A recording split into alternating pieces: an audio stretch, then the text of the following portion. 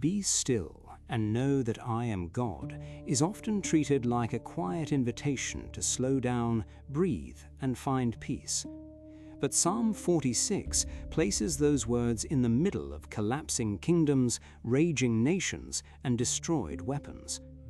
Just one verse earlier, God breaks the bow, shatters the spear, and burns the instruments of war. Then comes the command, "Be still." So, is this verse really a gentle whisper to anxious believers, or a warning shouted across a battlefield?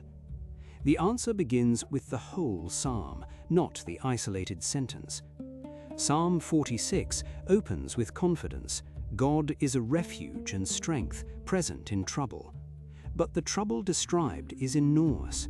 The earth gives way, mountains fall into the sea, waters roar, nations rage, kingdoms collapse. This is not the atmosphere of a peaceful morning devotion. It is a world in chaos. Yet the people inside the city are told not to fear because God is with them. A repeated line acts like the psalm's anchor. The Lord of hosts is with us, the God of Jacob is our fortress. That title matters. Lord of hosts can carry the sense of the commander of heavenly armies.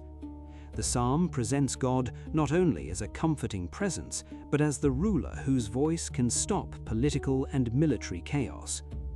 The psalm does not name one certain historical battle. That prevents us from turning its imagery into a precise reconstruction. But the military language is unmistakable.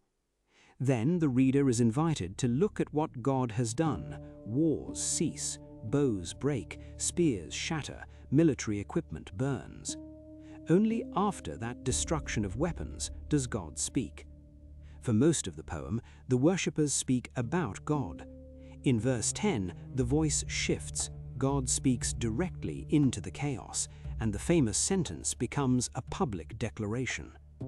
Many English Bibles preserve the familiar wording, "Be still." Others translate the command as "stop striving" or even "stop fighting." The Hebrew verb can mean to let go, cease, release, or stop.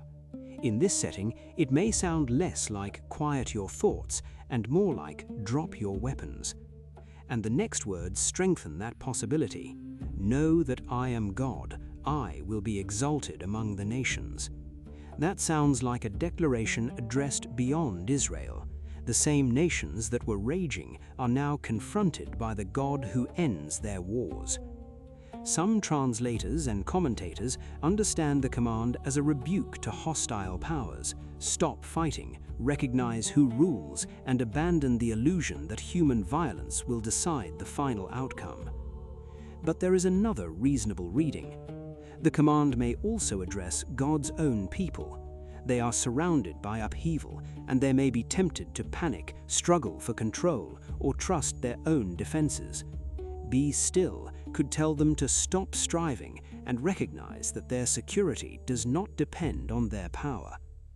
The psalm does not identify the audience of the command with absolute clarity.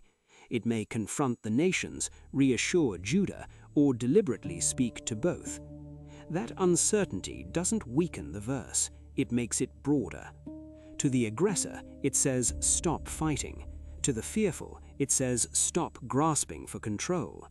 To both, it says, "Recognize that God, not chaos, armies, or collapsing kingdoms, has the final authority." So does "Be still and know" belong in a peaceful devotional? Yes, but not because Psalm 46 ignores conflict. Its peace is powerful precisely because conflict surrounds it. The verse is not merely asking someone to feel calm, it announces that human striving has reached its limit. The God who is called a refuge is also the God who breaks the bow. And "be still" may not have begun as a whisper at all.